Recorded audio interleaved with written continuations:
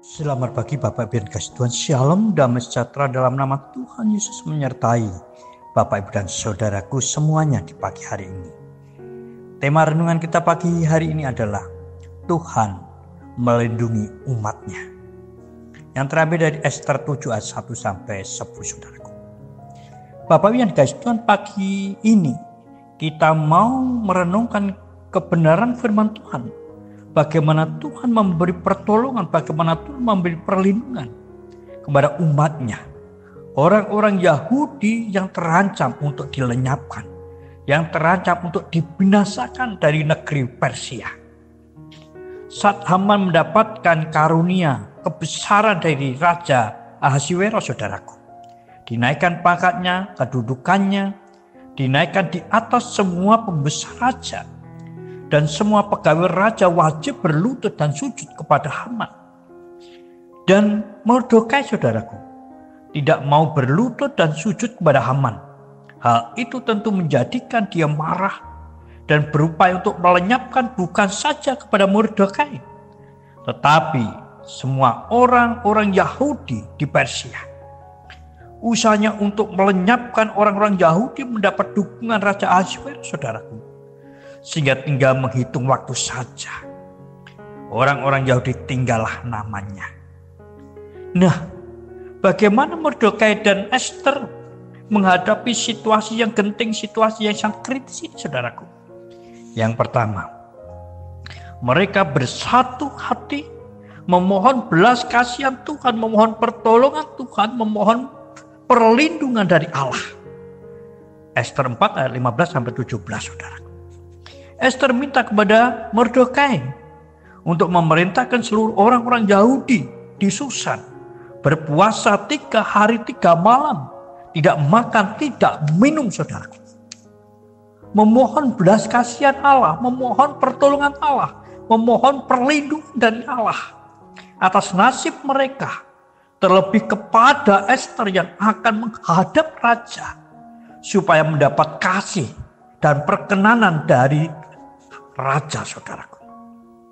Selama 3 hari 3 malam mereka sungguh-sungguh memusatkan diri untuk diperkenan Allah, untuk mendapatkan kasih, untuk mendapatkan pertolongan, dan untuk mendapatkan perlindungan dari Allah. Nah, Bapak Ibu dan kasih Tuhan, apa yang dilakukan ternyata dijawab oleh Tuhan. Ester diperkenan oleh Raja Ahasiweros. Dia boleh menghadap dan dia boleh meminta sesuatu pun kepada raja dan akan dikabulkannya. Nah, Bapak Ibu dan dikasih Tuhan, ketika kita menghadapi situasi-situasi yang sulit, situasi yang kritis, sangat menakutkan, maka Allah adalah tempat kita mendapatkan pertolongan. Allah adalah tempat kita mencari perlindungan, saudaraku. Di saat Daud menghadapi situasi kritis, dia dikejar-kejar Absalom. Dia berkata, tetapi Engkau Tuhan adalah perisai yang melindungi aku. Engkau kemuliaanku dan yang mengangkat kepalaku. Mazmur 3 ayat 4, saudaraku. Dari Tuhan datang pertolongan, berkat-Mu atas umat-Mu. Mazmur 3 ayat 9. Dengan sepenuh hati, seperti mata seorang hamba yang terus memandang dan terus berharap kepada Tuannya. Demikian halnya kita, saudaraku. Ketika kita hendak mendapatkan pertolongan dari Tuhan, ketika kita hendak mendapatkan perlindungan daripada Tuhan, datang dan berharaplah hanya kepada Allah.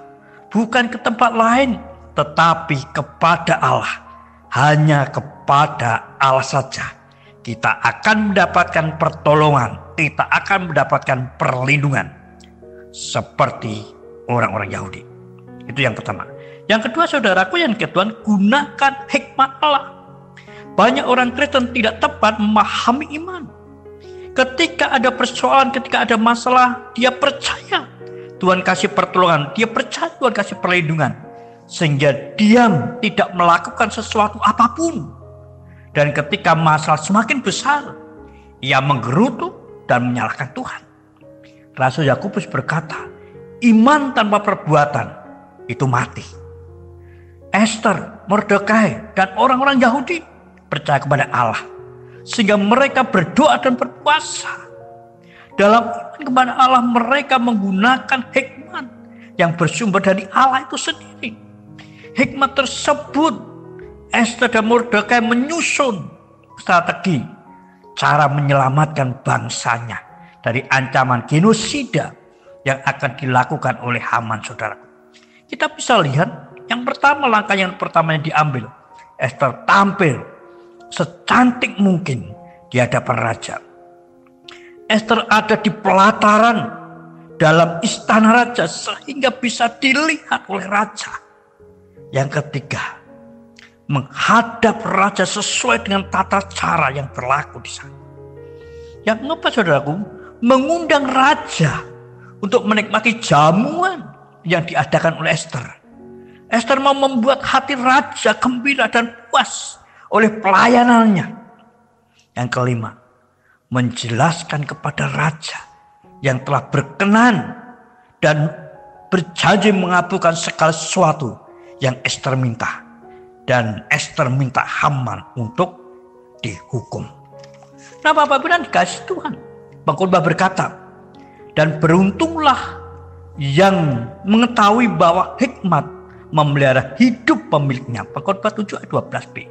Dan Nabi Yesaya juga berkata, saudaraku, kekayaan yang menyelamatkan ialah hikmat dan pengetahuan. Yesaya 33 ayat 6. Atas kesatuan hati memohon belas kasihan Tuhan dan dikerjakan dengan hikmat Allah, mereka terlepas dari upaya pembantaian keji oleh Haman, saudaraku. Belajar dari kasus di atas, orang percaya harusnya terus berusaha meningkatkan persekutuan, kesatuan hati, dan juga meningkatkan hikmat dan pengetahuannya. Jangan menjadi orang Kristen yang tercerai-berai. Jangan menjadi orang Kristen yang malas membaca firman Tuhan, malas belajar, malas sekolah, malas kuliah.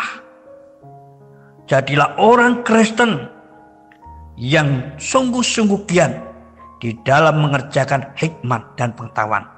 Orang Kristen di negeri ini memang minoritas, saudaraku. Tetapi jangan pula minoritas dalam hikmat dan pengetahuan. Dengan hikmat dan pengetahuan yang mumpuni, maka segala persoalan akan lebih mudah untuk kita selesaikan. Dengan hikmat dan pengetahuan, maka Daniel, Sadrak, Mesak, dan Abednego, Mordekai memperoleh kehidupan yang sangat baik, sekalipun mereka pada dasarnya adalah budak.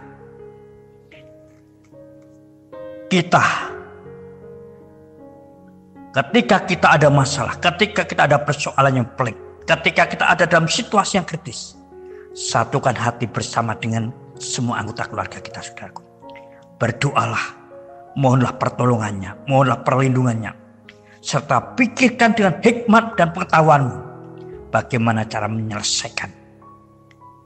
Maka Tuhan Allah dengan kuasanya akan menolongmu, akan melindungimu, dan akan memberkatimu. Selamat pagi, selamat beraktivitas.